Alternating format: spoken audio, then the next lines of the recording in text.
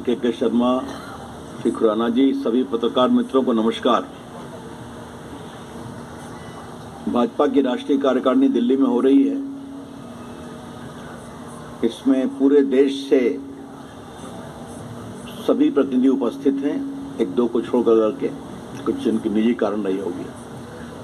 सारे मुख्यमंत्री, उप मुख्यमंत्री, विपक्ष के नेता, प्रांतों के अध्यक्ष, सभी और केंद्रीय मंत्रीगण, माननीय प्रधानमंत्री सभी उपस्थित हैं। मैं आपके सामने, जैसा अनिल बलूनी जी ने बताया,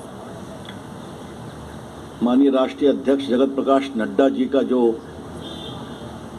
उद्घाटन भाषण हुआ आज की कार्यकारिणी में, उसके मुख्य अंशों को आपके सामने प्रस्तुत कर रहा हूं। अध्यक्ष जी ने कार्यकारिणी समिति के सारे सदस्यों का आह्वान किया कि 2023 हमारे लिए बहुत जरूरी है। इस साल हमें 9 प्रदेशों में चुनाव को लड़ना है और अगले साल 24 में लोकसभा का चुनाव है। तो उन्होंने सारे राष्ट्रीय कार्यकारिणी के सदस्यों का आह्वान किया कि कमर कसकर लग जाएं, हमें एक भी चुनाव नहीं हारना है। जो 9 विधानसभा के चुनाव होने वाले हैं, उसमें एक में भी अपनी हार नहीं होनी चाहिए। इसलिए जहां हमारी सरकार है उसको मजबूत किया जाए और जहां हमारी सरकार नहीं है उसको और मजबूत किया जाए। Honorable the party president exhorted all the member of कार्यकारिणी, पार्लियामेंट्री बोर्ड के बाद सबसे बड़ी बॉडी है पार्टी, पूरे देश के प्रमुख नेता बैठते हैं, तो ये उनका स्पष्ट संदेश था।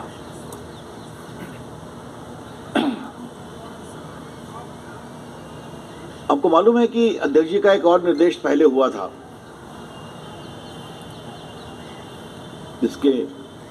जिसकी रूपरेखा माननीय प्रधानमंत्री जी ने स्वयं दी थी कि हमें कमजोर बूथों को ठीक करना है और 72,000 बूथ आइडेंटिफाई किए गए थे।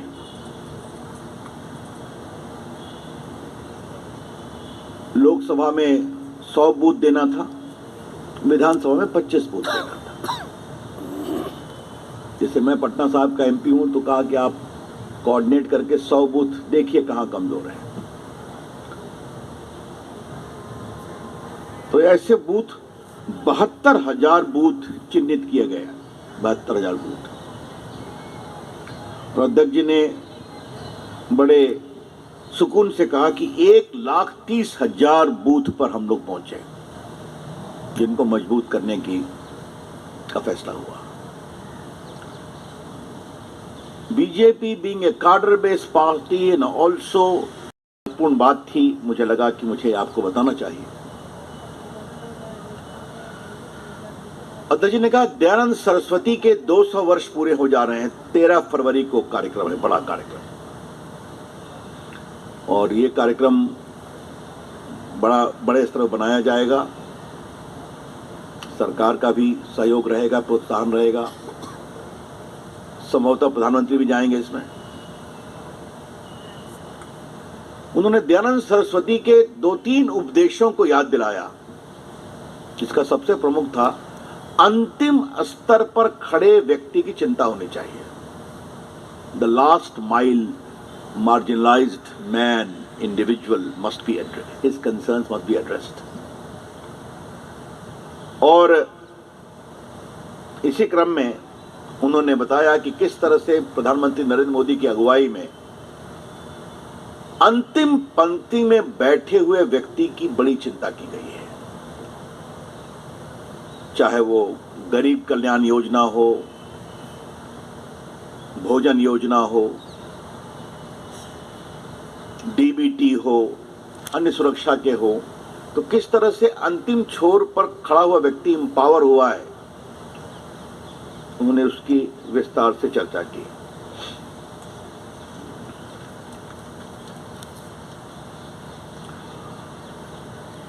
अध्यक्ष जी ने 15 अगस्त को लाल किले पर माननीय प्रधानमंत्री जी ने जो 5 लक्ष्य और 5 प्रण देश के सामने रखा था, आपको याद होगा, गुलामी के हर अंश से मुक्ति,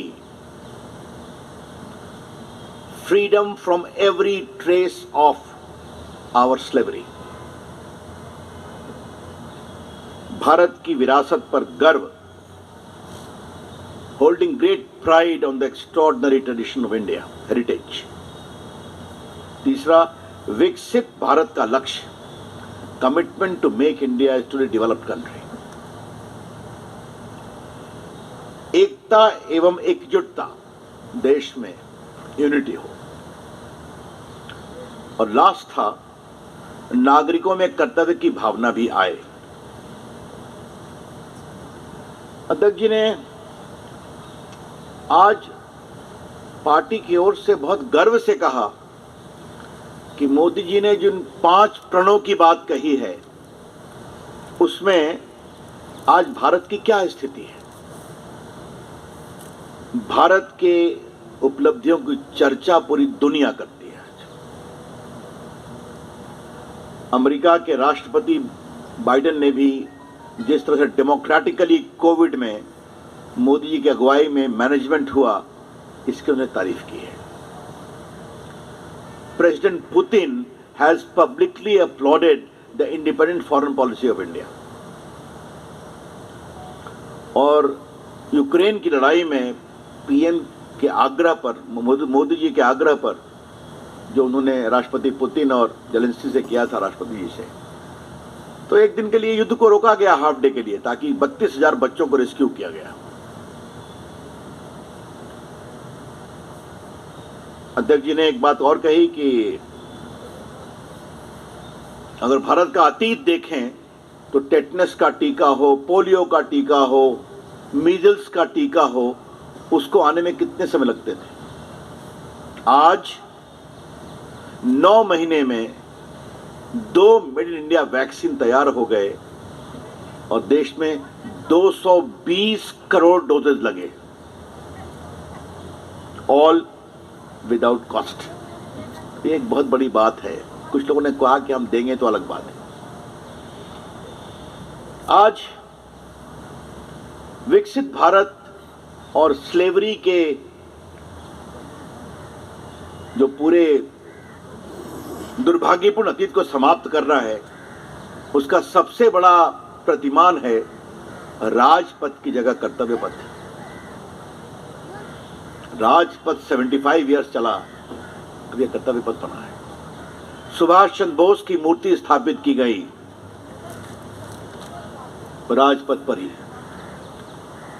केवड़िया में सरदार पटेल की चर्चा तो हम लोग कर चुके हैं, लेकिन आज जिस तरीके से पूरा चला, तो मुझे लगा कि अध्यक्ष जी ने कहा कि ये चर्चा जरूर हमें करनी चाहिए कि हम अपने गुलामी के अतीत से आगे बढ़ रहे हैं. इसी में अध्यक्ष जी ने भी कहा कि भारत अपनी परंपरा पर गर्व करे, अपनी विरासत पर गर्व करे. तो आपने देखा किस तरह से काशी का कॉरिडोर बना, विश्वनाथ जी का मंदिर, वहां पर सम्मान किया गया महारानी अहिल्याबाई होलकर को भी और महाराजा रणजीत सिंह को भी, जिनकी भूमिका थी. तो चाहे केदारनाथ हो तो बद्रीनाथ हो, तो अभी जिस तरह से वो गए और उज्जैन में महाकाल का कॉरिडोर की उद्घाटन किया और प्रभु राम का मंदिर बन रहा है. तो आज भारत के हेरिटेज को आगे बढ़ाने के लिए हर काम हो रहा है, इस पर देश को गर्व हो. ये माननीय अध्यक्ष जी ने एक बहुत बड़ी बात कही. आगे उन्होंने बताया कि आज भारत का कंक्रीट अचीवमेंट्स क्या है. India has become the 5th biggest economy of the world, surpassing even England. Bharat mobile production की दुनिया में दुनिया का 2nd बिगेस्ट मोबाइल मैन्युफैक्चरर बन गया है.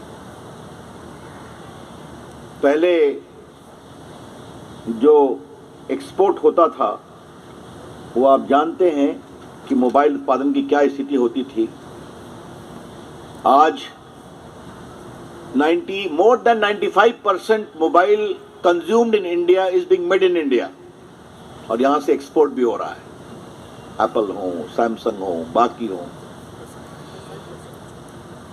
तो बाहर जो पहले 14 में खाली इंपोर्ट होता था, आज भारत से एक्सपोर्ट हो रहा है। तीसरा उदाहरण है कार मैन्युफैक्चरिंग का। आज भारत जापान को छोड़कर दुनिया की तीसरी बड़ी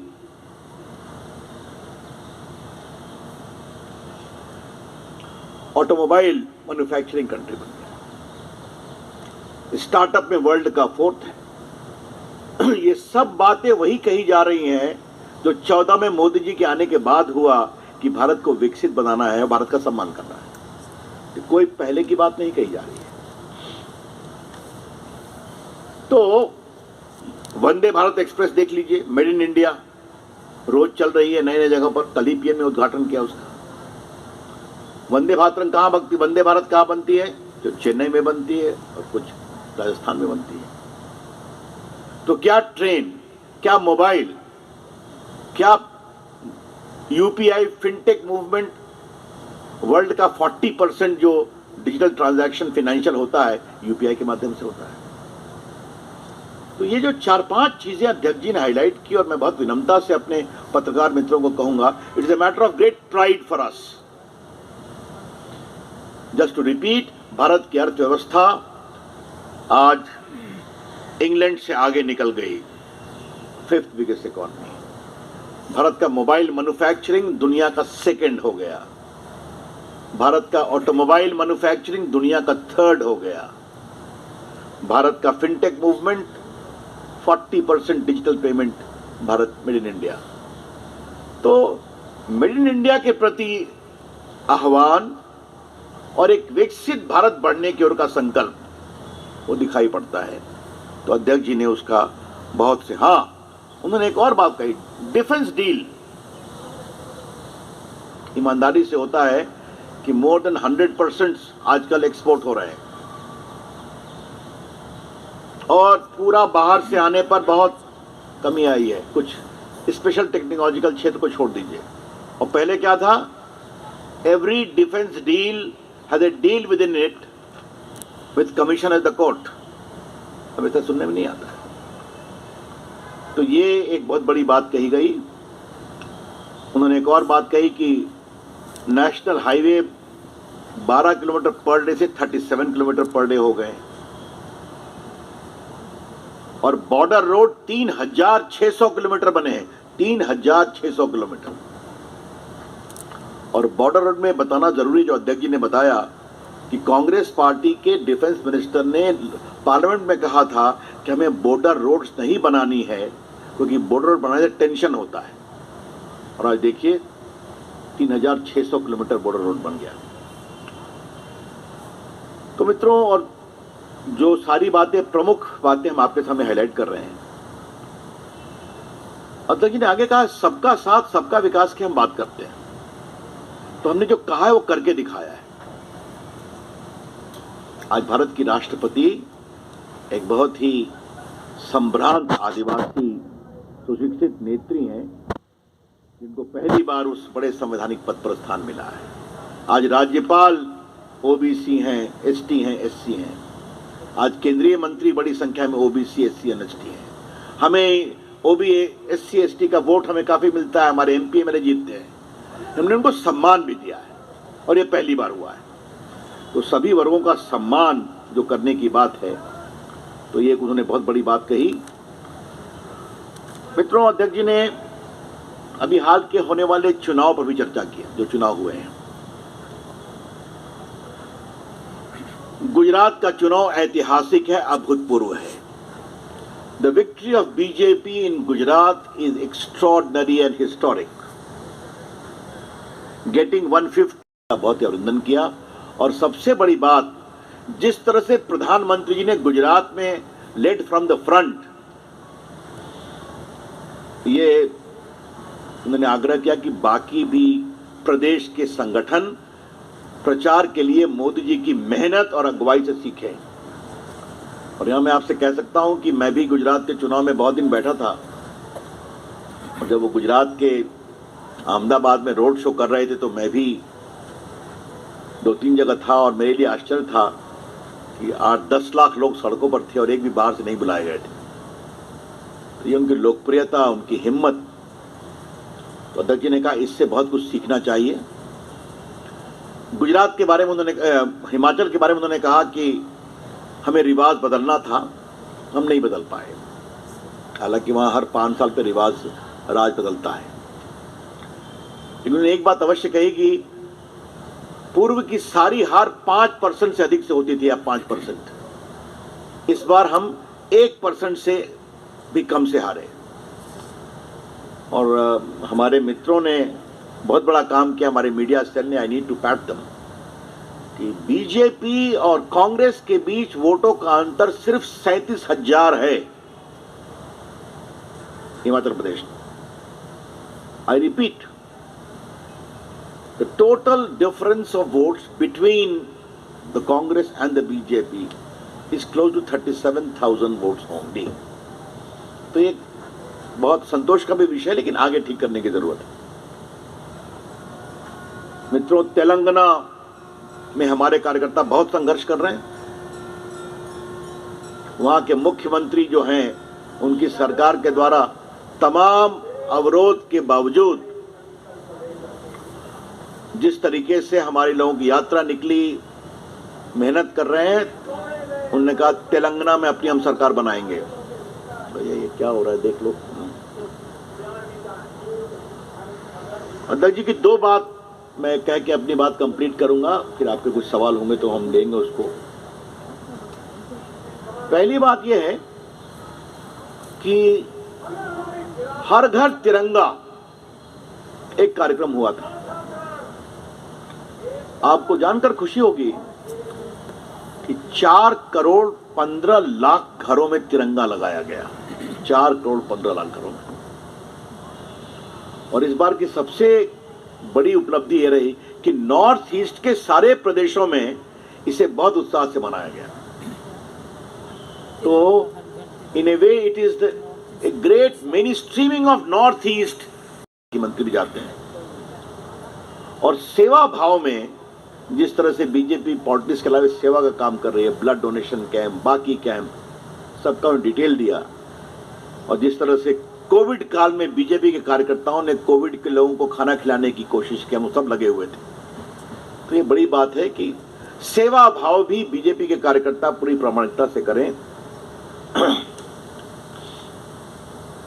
अध्यक्ष जी ने भारत की विरासत के परंपरा को आगे बढ़ाते हुए राम मंदिर का निर्माण बहुत तेजी से हो रहा है। ये बहुत संतोष का विषय है। एक भव्य राम मंदिर बनेगा वहां पर। तो ये पूर्णता है। और वैसे भी राम मंदिर के साथ मेरा स्वयं का एक भावुक लगाव होता है। राम अल्लाह के वकील के रूप में जब भी तो जल्दी बने तो अच्छा लगता है। वैसे अगर आपकी अनुमति है तो मैं एक बात बोल दूं, अगर if you permit. Modi ji हमेशा अपने भाषणों में भारत के प्राचीन टेंपल कंस्ट्रक्शन की बहुत तारीफ करते हैं। चाहे वो मदुरई में मीनाक्षी टेंपल हो, चाहे वो रामेश्वरम का टेंपल हो, चाहे वो बाकी जो चोला डायनेस्टी ने बनाया था व्यद टेंपल वहां पर तमिलनाडु में, या श्रीरंगम टेंपल हो, या फिर त्रिवेंद्रम में जो टेंपल है, ये सब हजारों साल पुराने हैं। ये भारत की बहुत बड़ी परंपरा है। तो आपको पहली बात मैं ये कहना चाहूंगा। दूसरी बात हमें कहनी है कि आप देखिए बाई इलेक्शन में बीजेपी की जीत कितनी हुई है। हमारे अपने स्टेट बिहार में 2 बाई इलेक्शन हम जीते कि नहीं? गोपालगंज जीते, कुरन्नी जीते, और नीतीश बाबू तेजस्वी के साथ आने पर जीते। बाकी स्टेट्स में जो हम लोग जीते हैं बाई इलेक्शन, लोकसभा, विधानसभा, तो ये अपने सामने दिखाता है कि हम सबका साथ, सबके विकास की बात करते हैं। और इसका बड़ा सवाल ये है कि जो हमारे मुस्लिम समाज की बात आपने की, तो मैं हमेशा कहता हूं कि हमारी सरकार सबकी चिंता करती है। वोट किसी ने दिया है न दिया ये नहीं, क्योंकि हमारा संवैधानिक दायित्व है, वो हम करते हैं। ठाकुर रविंद्र सिंह जी कानून बहुत समझते हैं रविंद्र बाबू। मेरा जुरिस्डिक्शन अध्यक्ष जी के भाषण के प्रमुख बिंदुओं पर रखना है, तो आज की प्रेस मेरी अपनी नहीं है, उस पर कभी आप चर्चा करिएगा तो मैं अपनी बात कहूंगा। अकाली दल ने खुद छोड़ा हमें, नीतीश बाबू हमें खुद छोड़कर चले गए, तो हम अपने अकालियों अपने राइज का पूरा सम्मान करते हैं, लेकिन जो सुनहरे ख्वाब की दुनिया में पारा बदलते हैं उनको भविष्य जनता बताएगी।